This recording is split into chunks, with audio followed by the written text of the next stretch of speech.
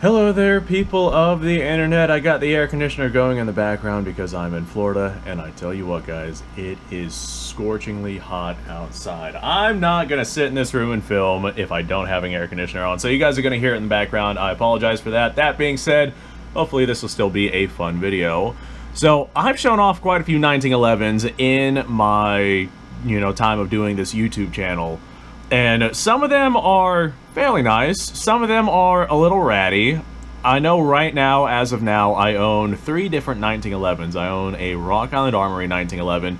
The Rock Island Armory 1911 is like my main go-to shooter, just because it's already beat up and dinged up. I bought it used. It has seen a lot of rounds. The heat from the cartridges has already deformed the coloration of the metal on the slide. So I don't necessarily have to worry about that, but then I have a couple of 1911s that I just kind of keep as safe queens. I figure if I want to shoot a 1911, I could just bring the Rock Island Armory one out. That being said, I still do shoot these on occasion. I just make sure that I'm nice and careful with them because they are quite nice. This right here is my T-Sauce, like, I'm not entirely sure how that company over in Turkey is pronounced. This right here is an SDS 1911A1. And this right here is probably one of my nicer 1911s. A lot of people like to harp on the Turkish-made 1911s or the Turkish-made firearms in general. This particular one is actually quite nice. The trigger on it is quite nice. First thing first, make sure we show clear. I know the safety gurus out there are going to want to notice that. But the trigger on this is actually quite nice. I'd say approximately 4-pound trigger, give or take, which is about on par what you would expect, maybe a little bit better than what you would expect with a 1911A1 style. These do have the military sights on it, which is fine. Typically with, your nice looking 1911s like this right here, if you go throwing like night sights or something on it, it just doesn't look as good. This is a 1911A1 and it is made in it looks, or it's supposed to look, the military contextual way a 1911 should versus something like a slicked up 1911. That's why this right here doesn't have like any rail systems or optic mounts or anything like that. This right here is a historically significant 1911 versus one of your modernized ones. Well, for the longest time, this right here was one of my nicer 1911s in the collection, but I decided I wanted to get myself a case hardened and engraved 1911.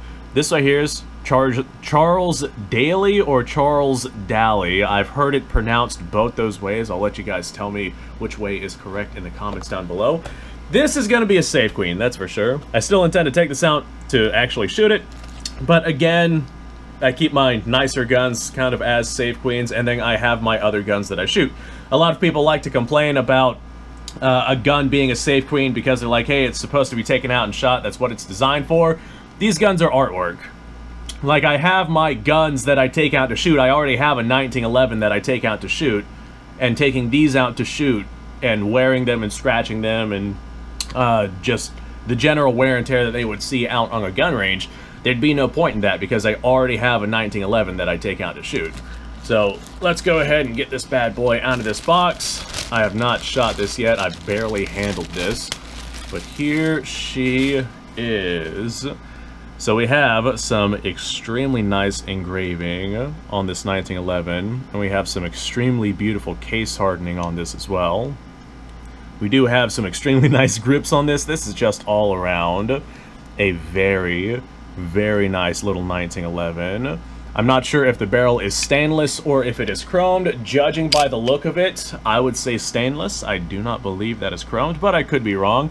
I've always known to not say things in complete certainty. We do have ourselves an 8-shot magazine, so it's not the flush fit 7 rounds, which is what the military pattern would be, but this right here is not a military pattern 1911 now, is it? This is an extremely nice 1911. I'm literally just getting lost and looking at it. So I tested the trigger on this one whenever I was at the gun store. I pulled it once and it was quite the good trigger. Let me test it again because I want to see what it is that we're dealing with here. Oh yeah, that trigger is nicer than this one, and this one has a nice trigger. If I had to make a bet, I'd say this trigger on this one's probably about 2.5 pounds. That's gonna be a dangerously accurate little gun. Now, I don't necessarily want to take this out to shoot it, because the more that you shoot these old 1911s, you get coloration differences up here at the front of the slide, and that's just something that happens as you shoot it. That's just from the heat of the cartridge messing with the metal treatment and the finish and whatnot. Now, as you shoot it, it kind of doesn't really get past this point on the slide right here, so a lot of people don't really care about that. But I want this right here to essentially stay in new condition. And I know as soon as I take this out and pull the trigger on it, which I do plan to do, it's going to lose a little bit of its charm. But even then, I don't think I'm going to have any guns of mine that I've never actually shot. But I am going to try and keep this thing as nice as possible, because, man, that is a nice 1911. Now, of course, she will need a break-in period. She will need to be worn in. I'm not sure how reliable it's going to be until that happens. I imagine it's going to be pretty gosh darn good if I use, like, 230 grain ball ammunition, which is what the 1911 was designed around. That's nice. I like that a lot. I like that a lot. There we go. Okay, well, there she is, my custom engraved, or not custom.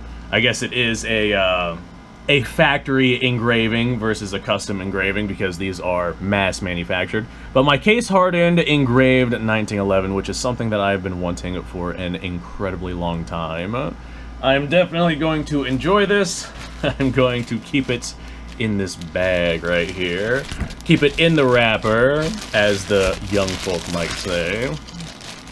Okay, there we go. I just wanted to go ahead and show that off because I am quite excited about this one. I know for a fact it's going to make a couple of friends of mine jealous.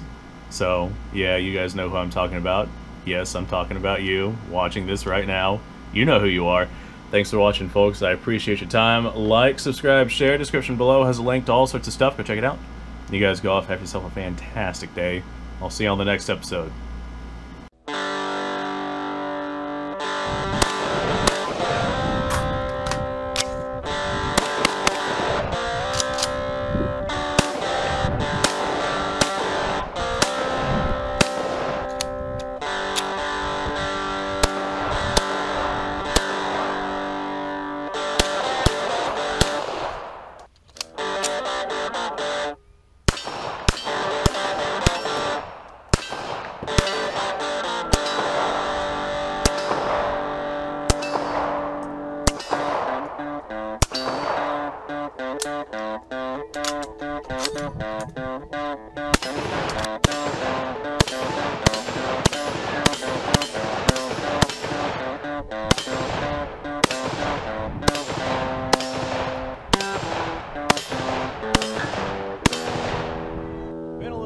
Since I've done this.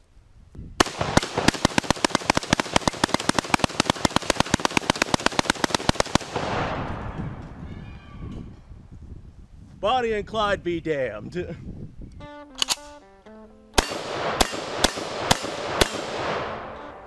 Poor man's Garrett.